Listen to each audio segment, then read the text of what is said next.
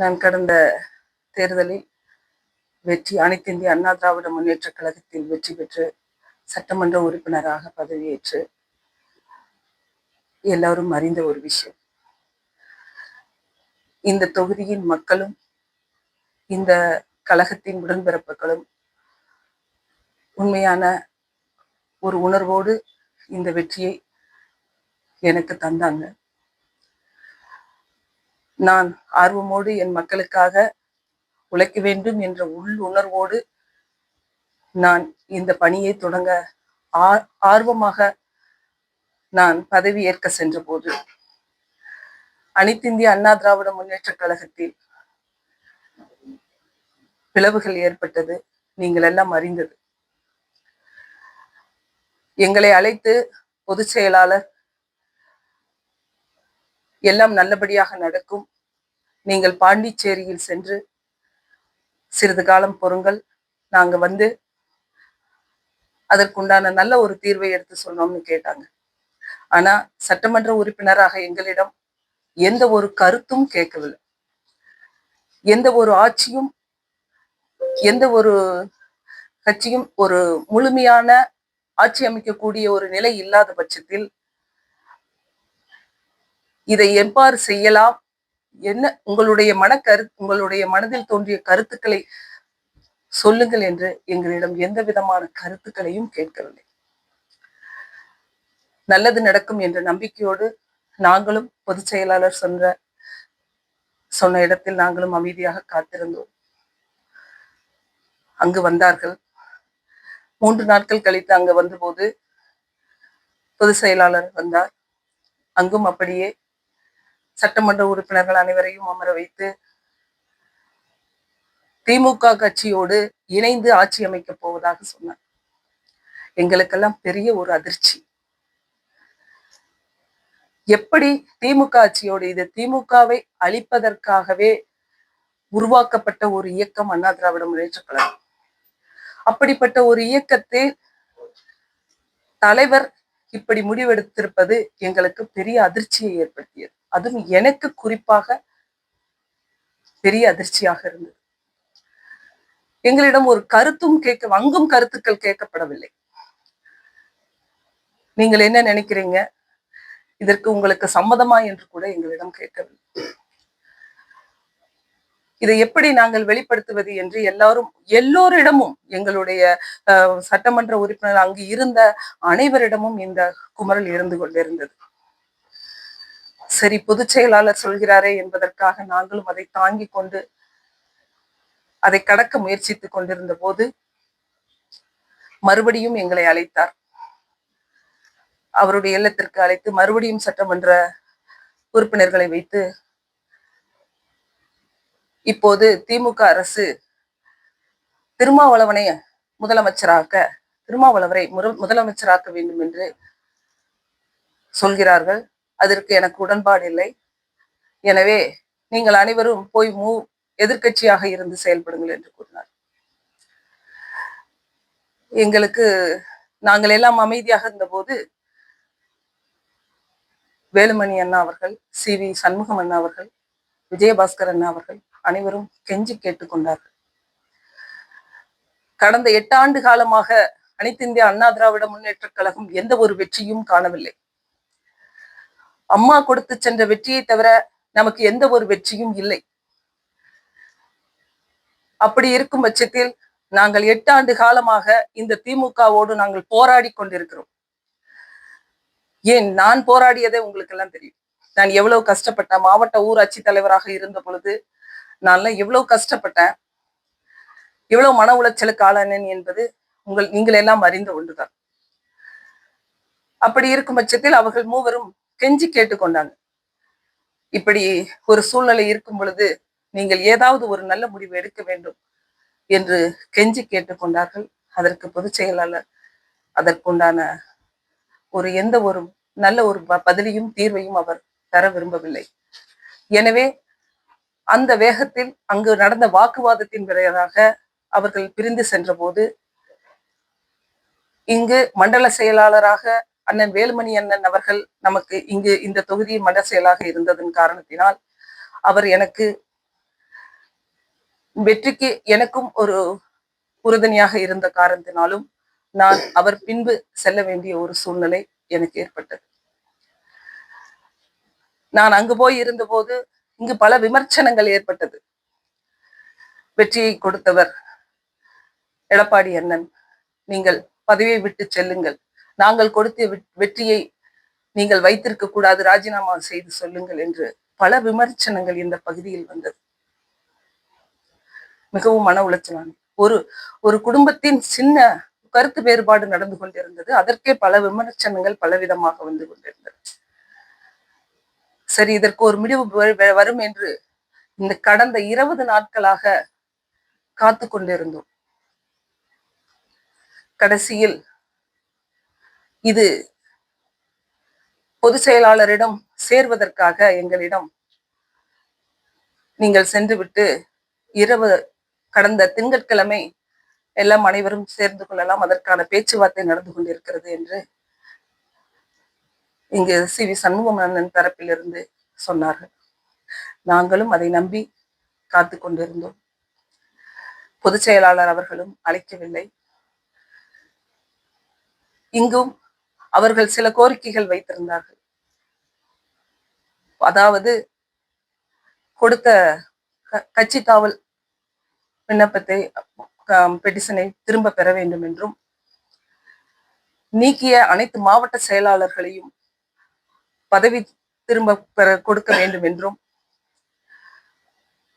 மேலும் ஒரு தேர்தல் குழு ஒன்று அமைக்கப்பட வேண்டும் என்று சி.வி. சண்முகம் அண்ணன் தரப்பில் இருந்து பொதுச் செயலாளர் அவர்களுக்கு ஒரு கோரிக்கை வைக்கப்பட்டிருந்தது என்று தகவல் எங்களுக்கு சொன்னதுதான்.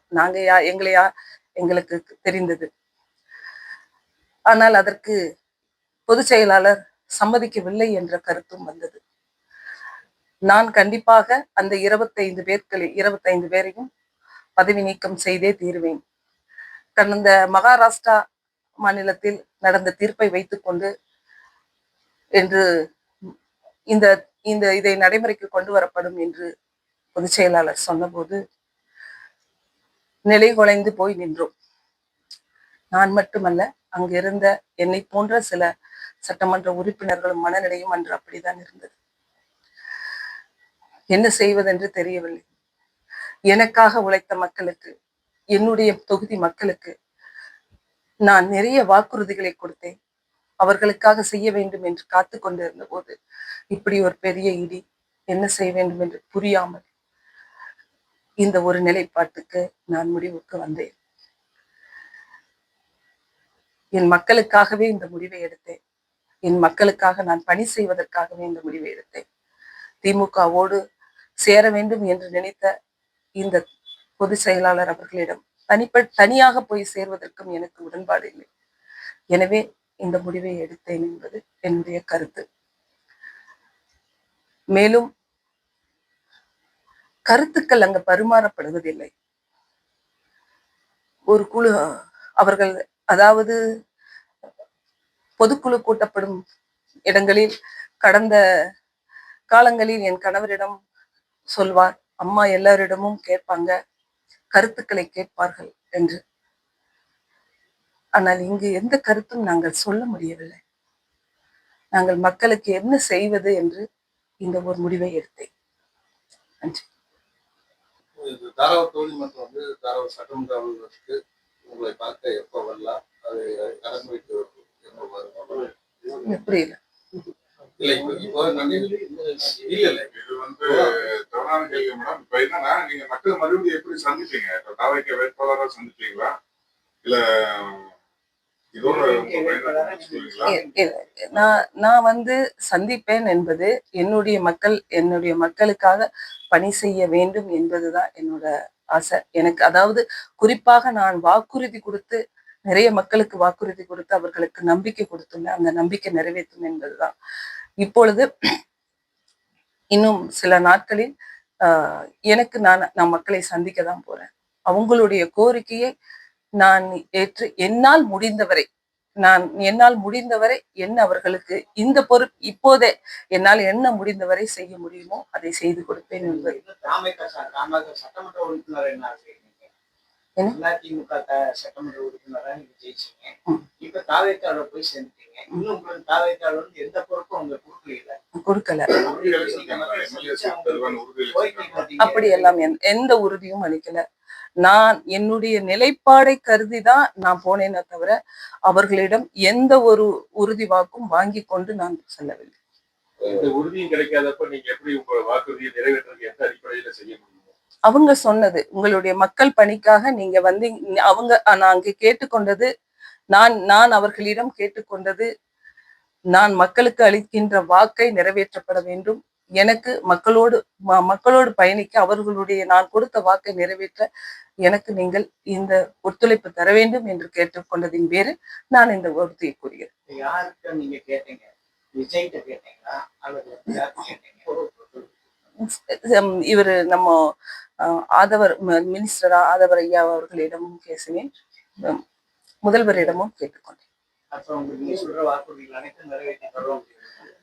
அவங்க நீங்க மக்களுக்காக உழைக்கக்கூடிய, நீங்க மக்களுக்காக கேட்கக்கூடிய எந்த விஷயம் உங்களுக்காக நாங்கள் ஒத்துழைப்போடு நாங்க நடைபெறும் சொன்னாங்க. சட்டமன்ற தேர்தலில் திமுக மட்டும் எதிர்க்கல, அனைத்து இந்திய அண்ணா திராவிட முன்னேற்ற கழகத்தையுமே தமிழக வெற்றி கழகம் எதிர்த்து தான் பிரச்சாரம் பண்ணாங்க. அப்படிங்கிறப்ப நீங்க வந்து திமுக கூட கூட்டணி சேர்றதா அப்படிங்கிற ஒரு எண்ணத்துல வந்து வெளியே அதிமுக வெளியே வந்து ராஜினாமா பண்ணதை நம்ம புரிஞ்சுக்க முடியுது. ஆனா தமிழக வெற்றி கழகத்துல போய் சேர்ந்தது வந்து புரட்சி தலைவர் அப்படிங்கிற மக்களால் கருதப்பட்ட எம்ஜிஆர் அவர்கள் ஆரம்பிச்சு தோற்று இயக்கம் வந்து அதுல இருந்து வந்து அந்த இயக்கத்தையே விமர்சிச்சவங்க கூட போய் கூட்டணி செஞ்சுக்கிறது, அவங்களுக்கு ஆதரவு தர்றது எப்படி நம்ம புரிஞ்சுக்கணும்? தேர்தலுக்கு முன்னாடி திமுகவும் ஏடிமுகவும் நிறைய விமர்சனங்களை வைத்தார்கள். அவர்கள் 2 பேரும் கூட்டணி சேரன்னு சேர்ந்த அதிகாரிகளை சொன்னாங்க. எந்த அர்த்தத்துல சொன்னாங்க? அவங்கள விட இவங்க ஒண்ணும் பெருசா சொல்லலையே. இப்ப வந்த இயக்கம் தானே இது. மேலும் இந்த இயக்கத்துல வந்த சில நாட்கள்லயே நல்ல நல்ல ஒரு திட்டங்களை முதலமைச்சர் அவர்கள் அறிவிச்சிருக்காங்க. அம்மாவனுடைய ஆட்சி காலத்துல அம்மா வந்தப்போ 500 கடைகளை, டாஸ்மாக் கடைகளை மூடினாங்க. இங்க வந்தோன்னா 700 கடைகளுக்கு மேல மூடி இருக்காங்க. இதெல்லாம் ஒரு பெரிய வரவேற்கத்தக்கக்கூடிய ஒரு விஷயம். முடிவா எனக்கு நான் இந்த இயக்கத்தை நம்ம பெரிதா பாக்குறது எதுனா, கடந்த திமுக ஆட்சி வந்த உடனே அம்மா உணவு திட்டத்தை உடைச்சு எரிஞ்சு, அம்மாவனுடைய படத்தெல்லாம் உடைச்சு எரிஞ்சு அம்மாவை இழிவுபடுத்தினாங்க. ஆனா இந்த ஆட்சி வந்ததுக்கு அப்புறம் அம்மா உணவகத்தை மேலும் புதுப்பிக்கணும், அம்மா உணவகம் நடைபெறணும்னு சொன்னாங்க. இது ரொம்ப ஒரு மனதுக்கு ஆறுதலான ஒரு விஷயமாகவும் வரவேற்கத்தக்க ஒரு விஷயமாகவும் இருந்தது. திமுக ஆட்சியில அம்மாவோட படம் இருக்குங்க. இப்ப அது பொதுவா ஜோசப் விஜய் அவரோட படத்தை வைக்கிறேன் அப்படின்னு சொல்றாங்க அம்மா உணவகத்துல. அதை எப்படி பாக்குறீங்க? அதாவது அவங்க எல்லாம் அரசு சார்ந்தப்பட்ட இடங்கள்ல நம்ம முதலமைச்சர் போட்டாவா வைக்கக்கூடியது ஒரு இயல்பான விஷயமா தான் அவங்களும் அதை முயற்சிருப்பாங்கன்னு நான் நினைக்கிறேன். அம்மா படத்தை எடுத்துட்டு தானே முதலமைச்சருடைய படத்தை வைக்கிறாங்க. அம்மா படத்தை எடுத்துட்டு வைக்கிறாங்களா? அதாவது பொதுவா அவங்களுடைய கருத்தா இருக்கலாம். அந்த சூழ்நிலையில அவங்க என்ன செஞ்சாங்கன்றது எனக்கு. இடைத்தேர்தலில் உங்களுக்கு வாய்ப்பு கிடைத்தா போட்டிடுவீங்களா? நான் இப்ப இருக்கிற மனநிலையில நான் அதை பத்தி யோசிக்கிறேன். தாவேக்காவோட புதிய பேரம் நடந்துச்சு அப்படின்னு சொல்றாங்க. ராஜினாமா பண்ணிட்டு போகும்போது அதுக்கு வந்து குதிரை பேரம் நடந்துச்சு அப்படின்ற மாதிரி வீடியோக்கள்ல வலைதளங்கள்ல வச்சாங்க. அதை பத்தி மற்ற கருத்துக்களை விட எனக்கு வந்த கருத்துக்காக நான் பதில் சொல்றேன். நான் என்னுடைய தேர்தல் களத்துல என்னுடைய தேர்தல் அறிவிக்கப்பட்ட நாட்கள்ல இருந்து நான் கட்சியிலிருந்து ₹1 பெறவில்லை. இங்க இருக்கிற தொழிற்சாலைகளோ இல்ல மற்ற இடத்துலயோ நான் எந்த டொனேஷன் எந்த ₹1 கூட பெறாம என்னுடைய சொந்த நிதியில நான் வெற்றி பெற்றோம். சொந்த நிதியில தான் நான் இதை களம் கண்டேன். அது உங்க எல்லாருக்குமே தெரியும். அப்படி இருக்கும்போது நான் குதிரை பேரத்துக்கு போய் தான் இதை வாங்கணுங்க, இதை போய் செய்யணுங்கிற எண்ணம் எனக்கு கிடையாது. நான் மக்கள் பணிக்காக மட்டுமே இதை செய்தேன். இதை நான் எந்த இடத்துல ப்ராமிஸ் பண்ண சொன்னாலும் பண்ணேன். குதிரை பேரம்ங்கிறது அங்க கிடையாது. இவங்க எல்லாரும் குதிரை பேரம்னு பேசி அந்த ஆட்சியை இழிவுபடுத்தணுங்கிறதுக்காக பேசக்கூடிய ஒரு செயல். எங்களை பொறுத்த வரைக்கும் எந்த குதிரை பேரமும் நடக்கவில்லை. இறுதியா ஒரு கேள்விங்க. சொல்லு. நீங்க வந்து அவசரப்பட்டு எம்எல்ஏ பதவியை ராஜினாமா பண்ணிட்டீங்க. அடுத்த எம்எல்ஏ பதவி வந்து வேட்பாளரா அறிவிப்பாங்களா அப்படின்னு தெரியல. இப்ப இது வந்து நீங்க வந்து ஒரு அவசரமா எடுத்த முடிவு மாதிரி தானே தெரியுது. இது மக்களுக்கு வந்து அவசரமா எடுத்த முடிவுங்கிறது என்னுடைய இயக்கத்தினால நான் தள்ளப்பட்டேன்னு சொல்றதுதான். எங்களுடைய அதிமுகவினுடைய, அதாவது முன்னிருந்த அதிமுகவினுடைய சூழ்நிலையால் நான் நிர்கதியாக நின்ற போது எடுத்தப்பட்டு தள்ளப்பட்ட ஒரு முடிவுதான் இது. எங்களுக்கு நான் இதை எந்த நம்மளுடைய கட்சியை உதாசீனப்படுத்த வேண்டும் என்றோ இங்க அந்த எண்ணத்தோடு செய்யப்பட்ட முடிவு அல்ல. தாராபுரத்தில் 81,000 வாக்குகள் நீங்க பெற்றுக்கிறீங்க. சுமார் 16,000 வாக்குகள் வித்தியாசத்துல வெற்றி பெற்றுக்கிறீங்க. அந்த மக்கள் வந்து அதிமுகவினுடைய பிரதிநிதியாக வேட்பாளராக தெரிவித்தா உங்களுக்கு அந்த ஆதரவு, அம்மாவுக்கு ஆதரவு கொடுத்தாங்க. இப்ப அந்த கட்சியில இருந்து விலகி போயிட்டு மீண்டும் மக்களை நீங்க சந்திக்கும் போது அவங்க எப்படி அதை எதிர்கொள்வாங்க? மக்களுக்காக பணி செய்யும் போது அவங்க ஏத்துக்குவாங்க. அவங்களுடைய கோரிக்கைகள், அவங்களை இன்னைக்கு மக்கள் அவங்களுடைய கோரிக்கையை ஏத்து நம்ம அவங்களுக்காக பணி செய்ய போகும்போது அவங்க ஏத்துக்குவாங்க. அதிமுக வந்து தள்ளப்பட்டவங்கதான் நீங்க தவிர்க்காம இருந்தீங்க. அதிமுகவினுடைய சூழ்நிலை 2 பிளவா பற்று இருந்ததுனால தானே போக முடியுது. அதாவது தள்ளப்பட்ட நிர்கதியா நிக்கிறோம், என்ன செய்வோம்னு ஒரு முடிவு வரும்போது இந்த இயக்கம் சிறப்பா செயல்பட்டு கொண்டிருக்கிறது. அப்படி இருக்கும்போதுதான் நம்ம அந்த ஒரு இங்க தாவேக்காக்கு இந்த ஒரு நல்ல ஒரு இந்த ஆட்சி நல்லா இருக்கு. இந்த ஆட்சியின் பின்பு போகும்போது மக்களுக்காக நம்ம மக்களுக்காக நம்ம பணியாற்ற முடியுங்கிற ஒரு முடிவு எடுத்துதான் போகும்.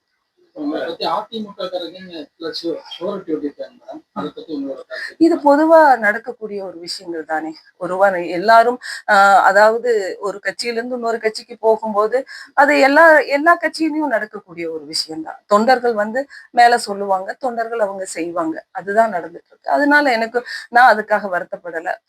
அவங்களுடைய கடமையை செய்யறாங்க. அதிமுக சார்பில் நடைபெற்ற ஆர்ப்பாட்டத்துல உங்க படத்தை செருப்பு அடிச்சு அது ஒட்டுமொத்த மக்களோட வெறுப்பா அவங்க வந்து பிரதிபலிக்கிறாங்க. இதை பத்தி ஒட்டுமொத்த மக்கள் கிடையாது, அது அவங்களுடைய சொந்த விருப்பு வெறுப்பு உள்ளவங்கதான் அங்க நின்னாங்களே ஒழிஞ்சு ஒட்டுமொத்த மக்கள் அங்க நிக்கல.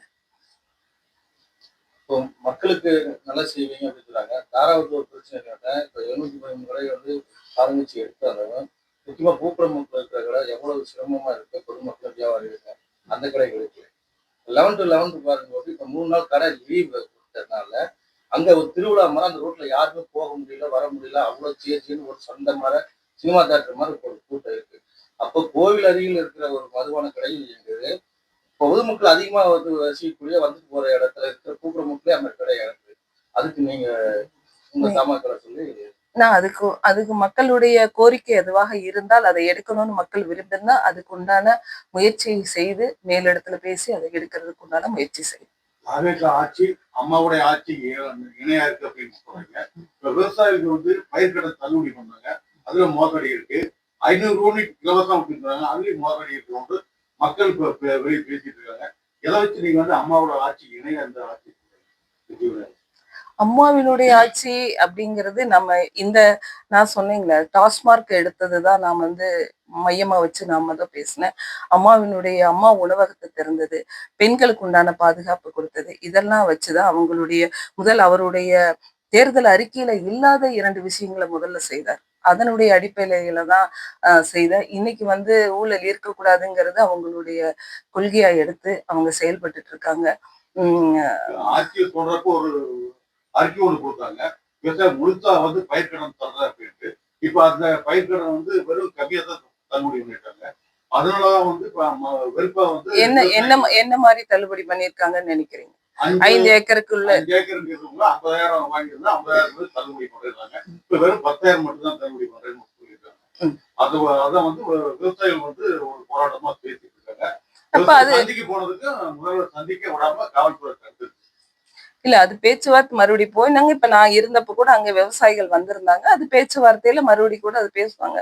அது நான் இப்பதான் அந்த இயக்கத்துக்குள்ள போயிருக்கேன். அதனுடைய முழு பதில் என்னால சொல்ல முடியாது இல்லையா. நான் இப்பதான் அதுக்குள்ள போயிருக்கேன். இப்போ நான் அதுக்கு உண்டான எல்லா பதிலையும் நான் சொல்ல முடியாது இல்லையா.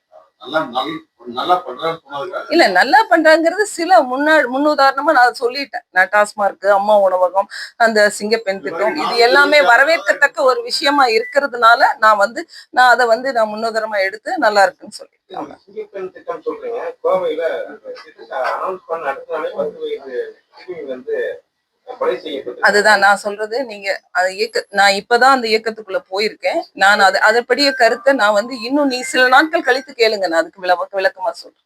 நீங்க ஏடிஎம்கேலையும் இல்ல, தாவேக்கால போயிருக்கீங்க, தாவேக்கால இன்னும் உங்களுக்கு பொறுப்பு கொடுக்கல. அப்படி இருக்கிறப்ப நீங்க தாராபுரம் தொகுதி மக்களுக்கு கொடுத்த வாக்குறுதிகளை எதன் அடிப்படையில நிறைவேற்றினீங்க? அவங்க நீங்க கொடுத்த வாக்குறுதிகள் என்னாச்சு, எப்படி நிறைவேற்றீங்கன்னு கேட்டா எப்படி நீங்க சிறிது காலம் பொறுங்க. இப்ப ஏன் போனேங்கிறதுக்கு உண்டான விளக்கம் உங்களுக்கு கொடுத்துட்டு, அது நான் மக்களுக்கு எப்படி செய்வேங்கிறது சிறிது காலம் பொறுங்க. திருவான்மியூர் காட்டன் ஹவுஸ் இப்பொழுது OMR காரப்பாக்கத்தில் மே 29ஆம் தேதி பிரம்மாண்ட திறப்பு விழா.